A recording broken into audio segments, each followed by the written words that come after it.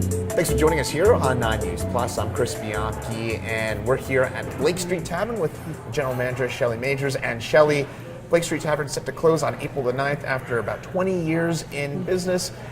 Sad, I'll admit, I've been here I will certainly volunteer the information that I've been here many a time. We appreciate it. But Shelley, if you wouldn't mind, just explain for us the closure and kind of what that means to you at this point. Sure. We just celebrated our 20th anniversary on the 15th and had a small party for some of our regulars and vendors and reps and stuff. So it's bittersweet. It was something to be very proud of, and it's very rare in this industry and in this area to be around for that long and to thrive. So we've obviously met a lot of people and worked with a lot of people, and it means a lot to not just our staff, who has stuck around and is, going to hang in there till the bitter end because they love it so much, but also, to all of our regulars. And it's really hard to say goodbye. Yeah, it's hard to say goodbye. But we chose not to extend the lease, and everybody's been given very generous job offers, and they've made lifelong friends here. Almost everybody that we hire is from somewhere else. So it's kind of neat. A lot of them turned into roommates and spouses, and some of them have kids, and we've had mini reunions all week. People have been coming down and bringing in their babies. It's been really nice. Yeah.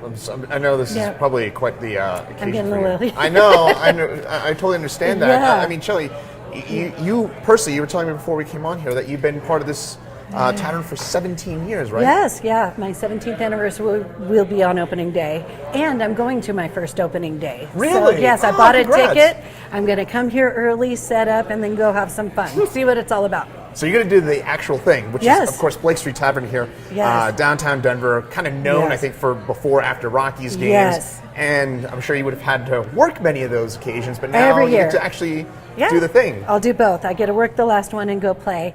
Watch the flyover. We're going to have a grill and beer carts in the beer garden, and it's a rite of spring that nobody wants to miss. But Blake Street is the best place to do it. All right. So I guess question, what happens, what are your staff going to do after the closure here? A lot of us are, we've sworn to remain friends, of course, but a lot of the local bar owners and country clubs and golf courses and stuff have offered us generous positions. A lot of people are going to take a couple weeks off to travel and take care of themselves, but it's nice that nobody's moving away or anything like that. It's a ta-ta for now. Okay, it's just a for now thing. Exactly. In terms of, you mentioned the lease was not extended. Is there a particular reason that it wasn't extended? Is there any reason behind it? I think that the owner, who I shouldn't speak for because we haven't been in close communication recently, but I think it's kind of just good timing, knowing that there's going to be a build, maybe an early retirement thing to pursue other opportunities. But again, I can't speak for Chris, but I know him pretty well, and I think that's probably where his head's at. I'm just ready to move on, essentially. Yeah. I guess when it comes to this space specifically, do you know what's going to happen here? I don't. I have some wishes. I know there's a lot of people interested in keeping it a bar and a restaurant, and some local people, and we'll see how that turns out.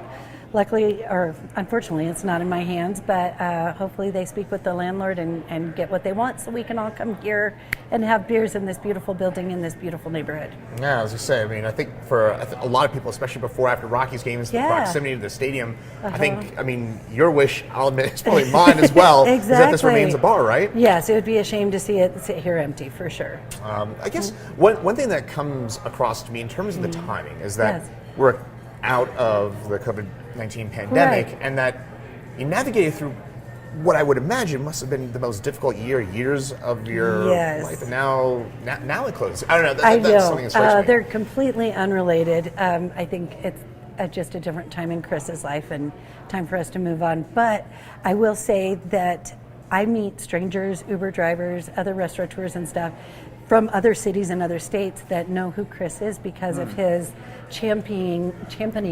What is the word? Championing. He was That's you got it. But he was such a huge advocate for the restaurant industry, and he has a lot of local respect because he kept a lot of people in work. If it wasn't for him, I wouldn't have been able to buy my house. He always was very generous with us, and he was a great man to work for. But I think it's just timing. Yeah. Well, I guess I kind of want to maybe look back a little bit on COVID-19. Sure. And what was that like for you, having to navigate that, and all the rules that changed by the week, by the day? Right. I don't know. I drank a great deal, but but Chris was really inspiring and a great cheerleader for all of us in the industry. And, you know, we had a handful of people that were working here just because we wanted something to do, and he just kept us in jobs for while we could, people that didn't want to go on unemployment or couldn't go on unemployment. And, you know, so we would drive almost anywhere to bring people chicken and liquor and whatever. And we had so much support from the community. People would buy gift cards that they knew they were never going to use just so we could have some operating capital. And I don't know, we just all hung in with it together. At the time, I was going through divorce. I didn't have Netflix. I was staying at my parents' house till I bought a house. We would watch Tiger King here. I mean, we would just, it was like camping. So we just all kind of, we camped out and waited out the storm. And, you know, some people are still mad at us about vaccination things or masks or things that we had nothing to do with. And, you know, we at least understand each other, and, you know, we got through it the best we could with good people and good food.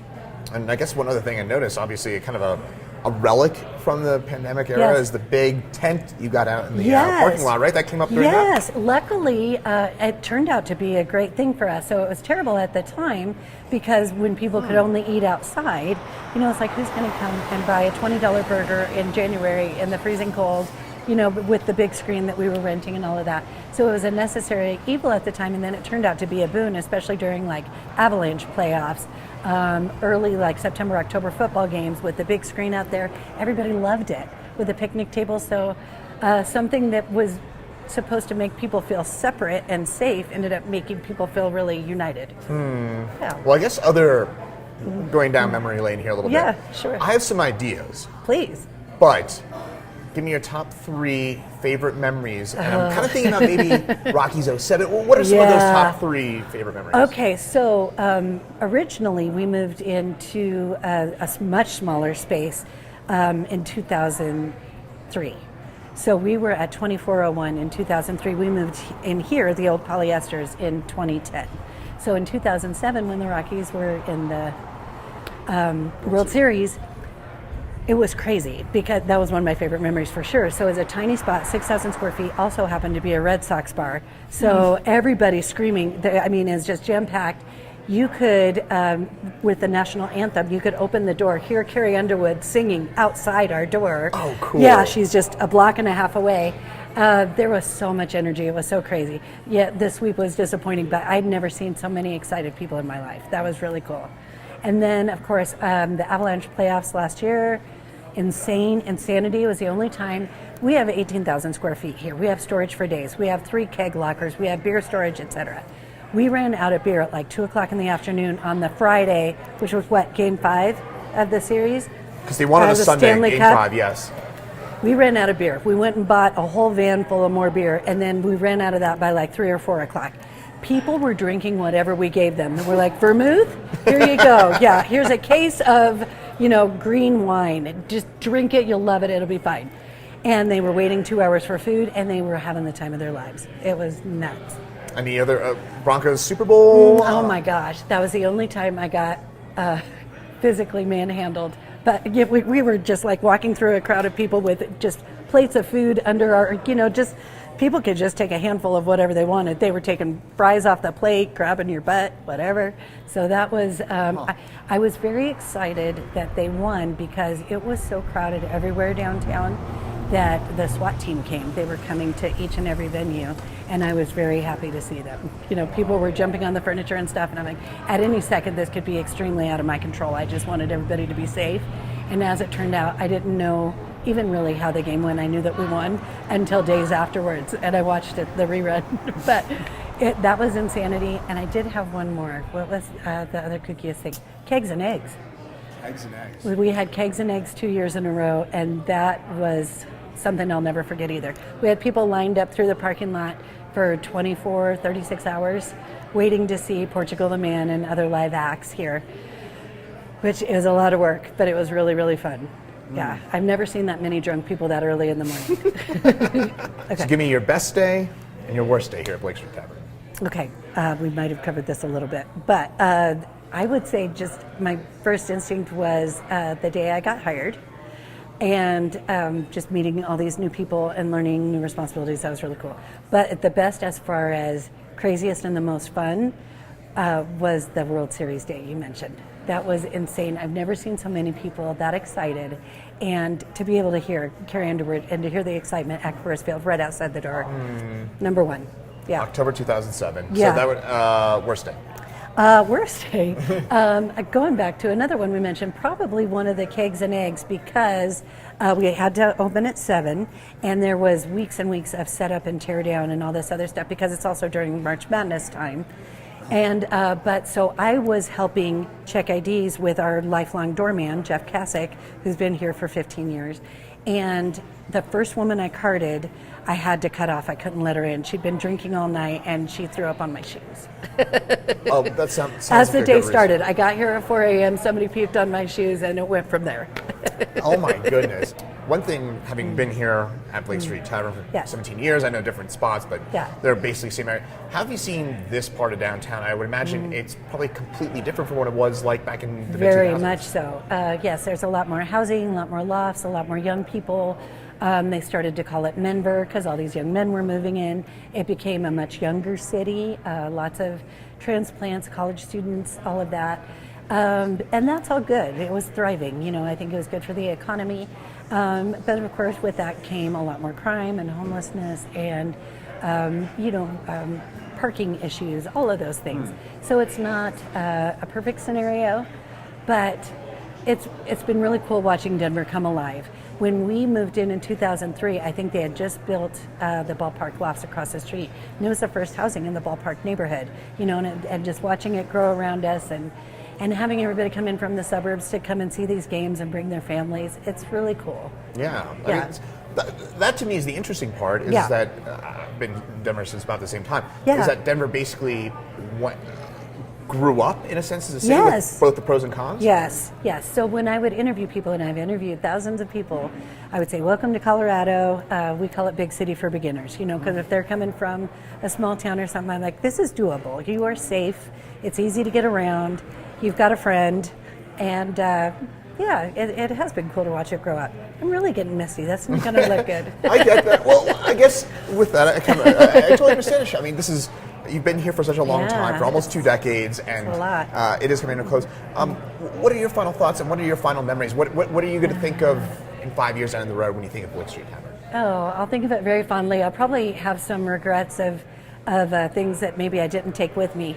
There's a lot of memorabilia here and stuff, and right now that seems immaterial to the people I'm going to miss. But this building is very special, especially since it used to be all those local nightclubs. People my age would walk in and be like, oh, I've been here. I've been drunk here. If these walls could talk, I guess is part of my thing. It's been so many incarnations of different things, even under our rule. I just think it has a lot of personality. And one thing that Chris did when we opened up here that I thought was really cool is to take all this space and make it feel like a neighborhood bar, like a pub, like a Cheers. So, gosh darn it. I understand. Yeah, it's cute. It's a good place. It's a good place. Well, Shelley Majeres, thanks so much for joining us here and sharing some of those memories. Sure. Yeah, nice to meet you. Nice to meet you too.